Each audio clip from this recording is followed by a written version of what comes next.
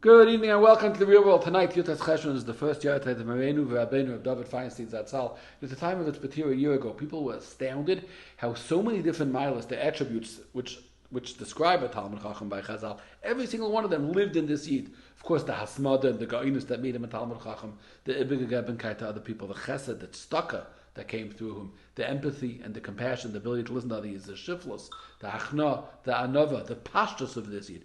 So many different milas came together. It was extraordinary that he lived in our world. I want to share something that Rabbi David said himself that maybe can give us a little bit of a glimpse into the heart of this enigmatic Yid, and it has very much, it's a pasuk in this week's parsha. Somebody close to Rabbi David told me that he helped Rabbi David out with a financial issue, with the tzedakah issue that Rabbi David was collecting. Rabbi David had a very big financial oil. He carried, of course, his own yeshiva in Kail. He carried MTJ in Staten Island. He carried the Kail of Michal Feinstein in Eretz Yisrael as well, his cousin. He carried the achrayas for that, and of course he helped any number of individuals and maesters. About Michal, someone told me today, off topic, that when they finally started to collect in America for Michal Feinstein's Kail, they made an official campaign. The first step was Rabbi David. He was a relative, Chashav Rosh Yeshiva. He thought maybe he'll write a letter, he'll be mechazik the campaign. And Rabbi David wrote out a check. How much was the check? Take a guess. $10,000. Rabbi David wrote a check with $10,000, and this he said $10,000 in this yeshiva, sitting over there in a little apartment on the east side. Didn't get paid very much. David said, "My Rabbi." He was my Rabbi, because David lived his whole life by his father in MTJ. And when he, in Beis Medrash, Michal said share for 2 years or 3 years in MTJ, he heard share from Michal. My Rabbi, he taught me Torah. $10,000. Anyhow, this person did David a favor. So David said, "How could I repay you?" So he said, "A bracha, nachas from the kinder, panasa, health." David said, "Of course, I daven for you anyhow. Something special." Something special. He says, I'll tell the Yeshiva the truth. I'm working on a very complicated real estate deal for months already, trying to put together. I had an idea, and I invested heart and soul and energy and resources in putting this deal together, and it's not working. Nobody really is interested, and it's a big loss for me. I could use a bracha from the Yeshiva that it should succeed.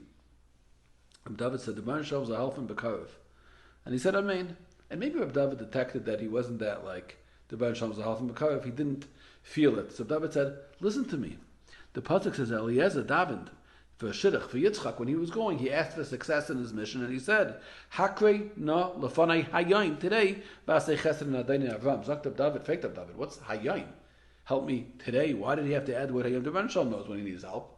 Zaktav David, that when you ask a human being for a favor, could you arrange me a flight, a ride, a loan, a medical appointment, whatever it is, you can't tell them today, because as soon as human beings, the nature of it is that it takes time to get things. People have to line up their affairs in order to make it work. I need to get the funds to make the loan. I need to make sure that the doctor is available to get you the appointment. You can't just say hayayin. But he says, once I'm asking the Rebbeinu Shalom Kol Yachal, once I'm asking the Rebbeinu Shalom Asher B'yad Nefesh Kol Chai V'Kol B'Sarei, once I'm asking the Rebbeinu Shalom Elokei El Yonim V'Tachtoin, the Rebbeinu Shalom, the God of everything, why shouldn't I say hayayin? Let it happen this second. He could do anything he wants, so why not now? That's what Eliezer is being mechadash. Hayayin, the Rebbeinu Shalom's helping B'Karav means the Rebbeinu Shalom helps right now.